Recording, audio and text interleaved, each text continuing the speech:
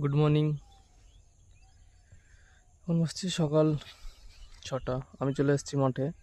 দেখতে পাচ্ছেন মাঠের প্রাকৃতিক দৃশ্যটা অনেক সুন্দর সকাল সকাল। আপনাদের যাদের যাদের গ্রামে বাড়ি তারাই জানবেন যে সকালের মাঠের দৃশ্যটা কেমন লাগে। তো আমি মূলত আপনার চলে আসছি এখানে। তো এসে দেখলাম যে আমাদের একটা সিঙ্গাপুরি কলা, দুটো গাছ লাগাইছিলাম, একটা কিছুদিন আগে কেটে নিয়ে গেছি, আর একটা গাছে পেকে গেছে কলাগুলো। তো পাখিতে সব নষ্ট করে দিয়েছে।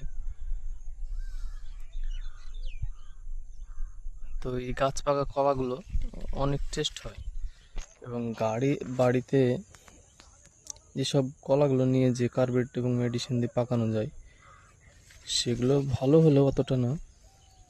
তবে গাছ থেকে যে টাটকা পাকা কলা খাওয়ার মজাটাই আলাদা। আপনারা দেখতে পাচ্ছেন সবগুলো কম বেশি পেকে গেছে।